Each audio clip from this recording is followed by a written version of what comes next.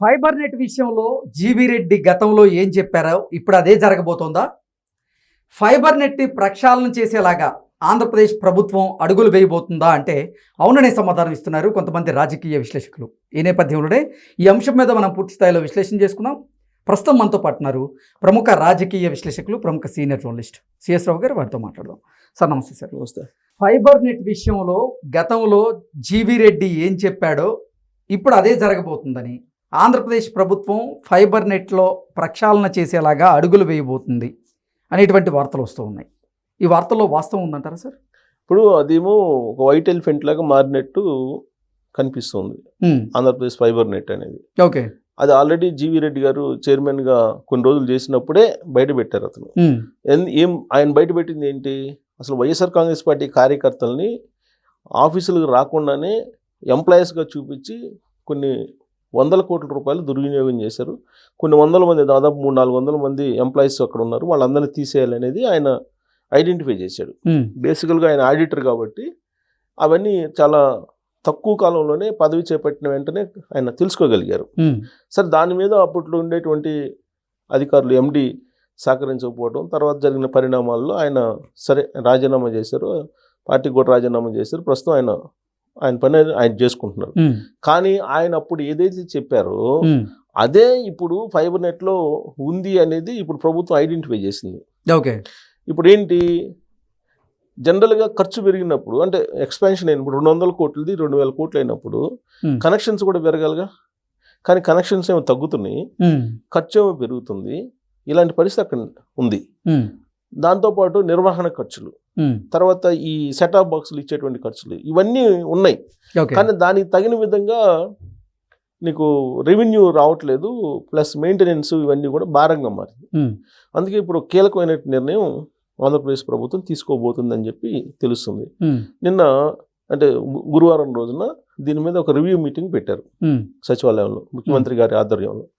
ఆ సందర్భంగా అక్కడ ఉండేటువంటి వాళ్ళు కొన్ని సలహాలు సూచనలు ఇవ్వడంతో పాటు ఆయనకు కొన్ని ప్రపోజల్స్ ఇచ్చారు. ఏంటి ఆ ప్రపోజల్స్ అంటే, అసలు ఈ ఫైబర్ నెట్ని ప్రైవేట్కి ఇచ్చేసేయాలి, ప్రైవేట్కి అప్పచెప్పాలి అనేటువంటి ఒక ఫైబర్ నెట్ని ప్రైవేటీకరణ చేయాలి. ప్రైవేటీకరణ చేసేసి కాంట్రాక్ట్ అంటే టెండర్ పిలవడం ద్వారా ప్రైవేటీకరణ చేసేయాలి. ఈ సెటాప్ బాక్సులు తీసుకురావటం, తర్వాత మెయింటెనెన్స్ ఇవన్నీ కూడా కష్టంగా ఉంది, ప్లస్ బడ్జెట్ ఏమో పెరిగిపోతుంది, దానికి తగిన విధంగా ఏమో కనెక్షన్స్ రావట్లేదు. యాక్చువల్గా చంద్రబాబు నాయుడు గారి యొక్క ఆలోచన ఏంటి, 2014-19 మధ్యలో 150 రూపాయలకి మొత్తం ఇంటర్నెట్, ఒక ఫోను, టీవీ ఇది ఇవ్వాలనేది ఆయన ఆలోచన. అందుకు ఆయన అసలు ఫైబర్ నెట్ అనే కాన్సెప్ట్ పెట్టింది. అసలు ఆ ఫైబర్ నెట్లోనే ఏదో అవినీతి జరిగింది అన్నట్టుగా గత ప్రభుత్వం ఫోకస్ చేసి చంద్రబాబు నాయుడు గారి మీద ఆరోపణలు కూడా చేయటం జరిగింది.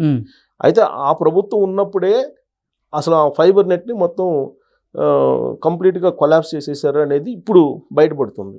అది ఆయన తవ్వాడు, ఎవరు, జీవీ రెడ్డి గారు. ఆ తవ్విన దాంట్లో ఇంకో మరింత తవ్వారు. ఇప్పుడు తర్వాత తవ్వే కొద్దీ అవినీతి బయటపడుతుంది దాంట్లో.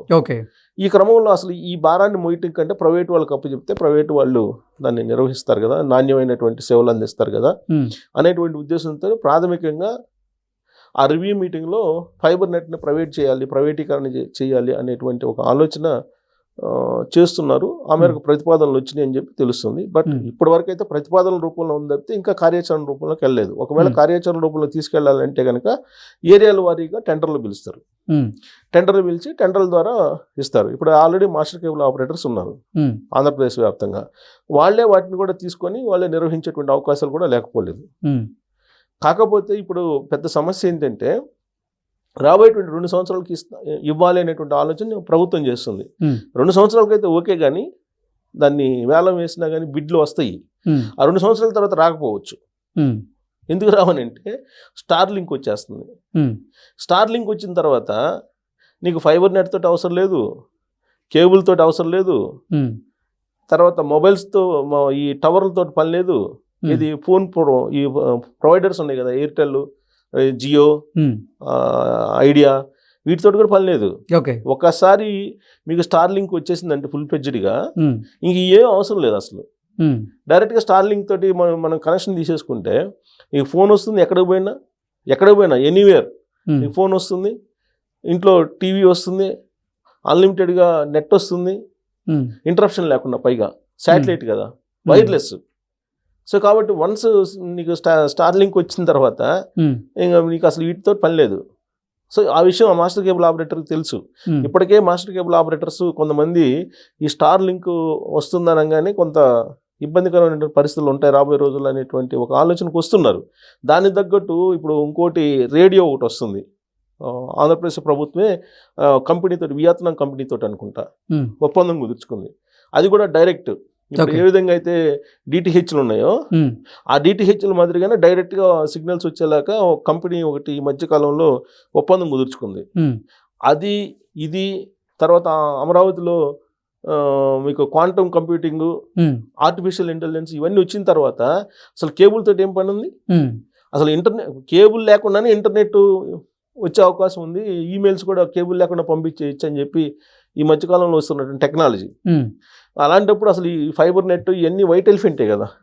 సో బహుశా అందుకే ముందు చూపుతోటి దీన్ని ప్రైవేటీకరణ చేస్తే వచ్చిన కాడికి వచ్చింది అనే యాంగిల్లో కూడా బహుశా ప్రపోజల్ పెట్టి ఉండొచ్చు. ఓకే, ఇప్పుడు టెక్నాలజీ ఎప్పటికప్పుడు మారిపోతుంది. అసలు టెక్నాలజీ ఏ ఎండ్కి వెళ్తుందో కూడా అర్థం కావట్లేదు. ఈ టెక్నాలజీ చాలా వేగంగా మారిపోతుంది.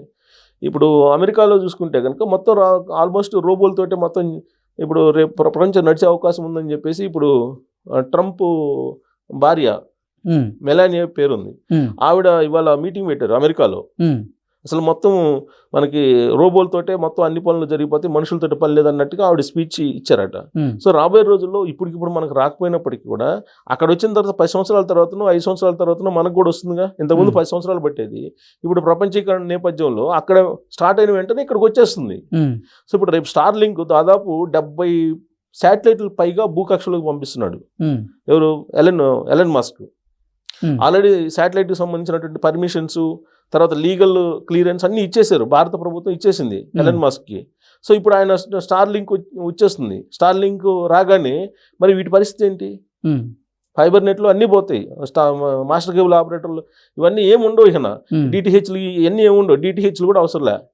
తర్వాత సెటాప్ బాక్స్లకి అవన్నీ అవసరం. ఆడు 3,000 కడితే ఆడే ఆపరేటర్స్ తీసుకొచ్చిస్తారు, మొత్తం వచ్చేస్తుంది. అంత ఈజీ అయినప్పుడు అసలు ఇవి ఎక్కడ ఉంటాయి? బహుశా అందుకే ముందస్తుగా ఆలోచించి ఈ వైట్ ఎలిఫెంట్ లాంటి దాన్ని వదిలించుకునేటువంటి ప్రయత్నం చేస్తుందేమో అనిపిస్తుంది. ఒకటి. రెండు ఏంటంటే జీవీ రెడ్డి గారు చెప్పినట్టు ఇవాళకి కూడా కొంతమంది 150 మంది నేను తీసేశారు. ఇవాళకి కూడా కొంతమంది వైఎస్ఆర్ కాంగ్రెస్ పార్టీ వాసనలు ఉన్నటువంటి కార్యకర్తలు ఇవాళకి కూడా కొంతమంది ఉన్నారు, దాంట్లో పనిచేస్తున్నారు అనేది ఇంకా ఉంది. ఓకే. సో ఇలాంటి పరిస్థితుల్లో ఎందుకు ప్రైవేట్గా ఇచ్చేస్తే పోద్దు కదా అనే ఒక డెసిషన్ తీసుకున్నట్టు తెలుస్తుంది. సో బహుశా అది ఫైనల్ కాలేదు, ఇంకా జీవో రాలేదు, టెంటేటివ్గా చర్చించుకుంటున్నారు. అది జీవో వచ్చిన తర్వాత ప్రైవేటీకరణ చేసేస్తే కనుక ప్రైవేట్ వాళ్ళు ఆపరేట్ చేసుకుంటారు. Okay, okay sir, thank you so much. Thank you.